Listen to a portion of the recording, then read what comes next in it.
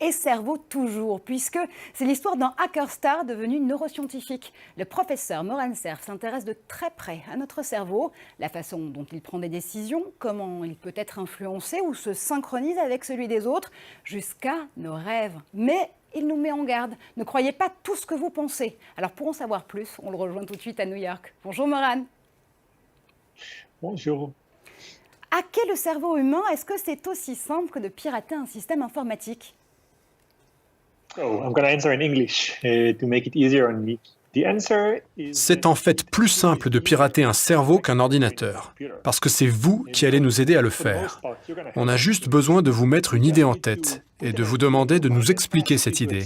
Et au plus vous allez la détailler, plus votre cerveau va développer un ensemble d'associations autour de cette idée, qui va vous convaincre que c'était la vôtre. Donc j'ai juste à planter l'idée, m'assurer que vous ne savez pas que je l'ai placée là, et vous demander pourquoi. Et ce pourquoi, c'est la porte d'entrée de votre cerveau. Ce qui est assez déstabilisant, ça fait de nous des victimes consentantes, et puis surtout la fusion entre les neurones et la technologie s'accélère, ça pourrait influencer nos prises de décision. Est-ce que concrètement c'est la fin du libre arbitre? Je crois que l'idée de libre arbitre et celle de contrôle sont des illusions en elles-mêmes.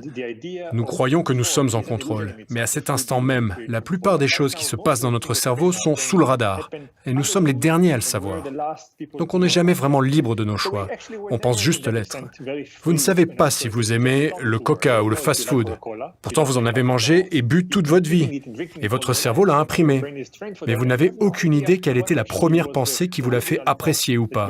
Et en fin de compte, cela signifie que si nous acceptons que nous n'avons pas le contrôle ni le libre arbitre, on peut utiliser des appareils et des machines pour que les neuroscientifiques aient accès au processus de prise de décision, pour nous aider à en prendre de meilleurs. On ne contrôle pas notre sommeil autant que nous le voudrions. On s'endort trop tard et on est fatigué. On ne mange pas assez sainement et on ne fait pas assez de sport. Et tout ça, c'est parce que notre cerveau a du mal à prendre ses décisions. Maintenant, on peut avoir accès à la source et aider notre cerveau à s'aligner sur des choix que nous voulons vraiment.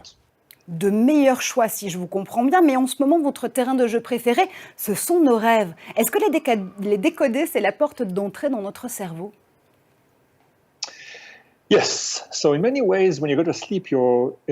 Donc quand vous vous endormez, votre cerveau travaille encore, mais vous baissez la garde. Donc tout ce qui se passe dans votre cerveau peut se propager à votre pensée et rester avec vous ensuite.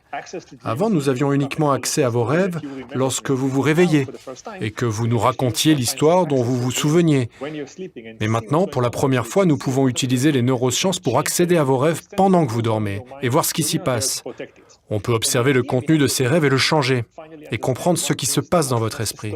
Et l'idée derrière ça, c'est qu'on peut vraiment comprendre ce que nos rêves nous disent, quelle est l'histoire derrière, les utiliser comme un canevas pour créer un nouveau contenu. Vous allez dormir avec un rêve que vous avez désiré, comme un rêve conçu par Steven Spielberg, ou un rendez-vous galant. Et ce rendez-vous galant va se poursuivre avec des images de la même personne que vous avez rencontrée lorsque vous étiez éveillé. Imaginez que vos rêves soient une réalité virtuelle avec laquelle on peut créer du contenu. Et c'est sur cette toile blanche que Netflix, Hulu ou même Tech24 vont créer des contenus qui seront toujours présents dans votre cerveau pendant votre sommeil. Moran Cerf, l'attrapeur de rêves, merci infiniment d'avoir été avec nous.